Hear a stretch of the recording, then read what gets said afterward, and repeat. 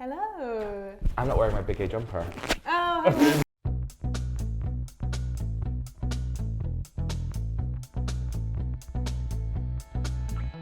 Thanks for waiting. I had to get my big gay jumper on. It's all good. It's all good. Stephen Devlin, he, him. I am a postgraduate researcher / PhD student in my second year here.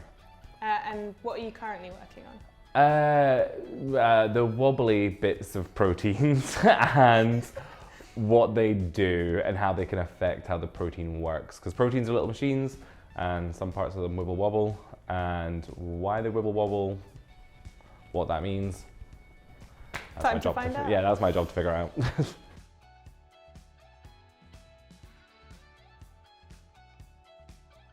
Being a gay man of a certain age, I grew up in the shadow of the HIV/AIDS epidemic, and I think that's very much always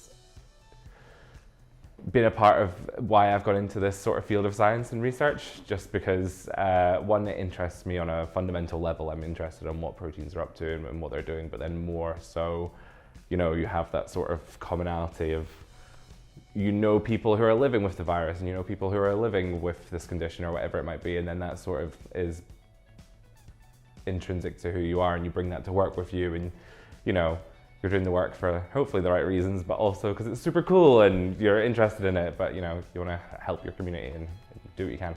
I suppose that's, for me, that's where it mostly intersects, is just gives you a bit of oomph to actually get your work done when you don't want to go split cells for the 6 millionth time that week, but yeah.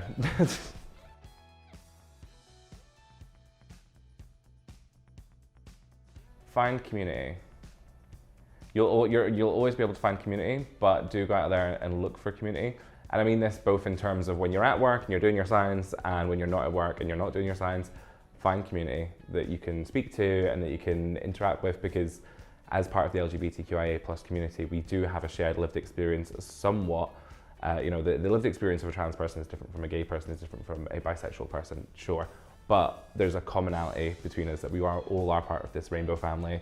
And so, you know, me personally, when I'm at work, I'm friends with all of the LGBTQIA+ people here, and we get along very, very well. But then when I'm outside of work, I've got my inclusive rugby team, Glasgow Raptors, shout out to them. So I've got my community that I can go and just be an LGBTQIA+ person without any questioning or without any explanation needed or whatever. And it's just cool and chill and we have a fun time. And so I would say, if you're considering going into STEM, it's a lovely and welcoming place, but you need your community so that when you're backs up against the wall and deadlines and science experiments aren't working or whatever, you've always got someone you can go back to and just be like, help. Or you can just talk rubbish, or, you know, listen to the new Beyonce album, Renaissance, go listen to it. So yeah. That would be my advice. Find community and invest in your community. And Shout out to Beyonce and the Raptors. Shout out. But yeah, find someone you can be a gay disaster with.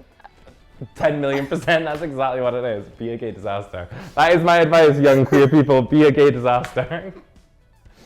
Don't study hard. What's the most used app on your phone? And why is it Facetune? Rude, it's not Facetune. To be the honest answer is Spotify, but that's really boring. But then after that is probably Instagram. Shout out Renaissance. Shout out Renaissance by Beyonce. I'll do a top 5. So Spotify, Instagram, Reddit, because I'm a troll, Tumblr, because I'm 14, and Twitter, because I'm also a troll. There you go.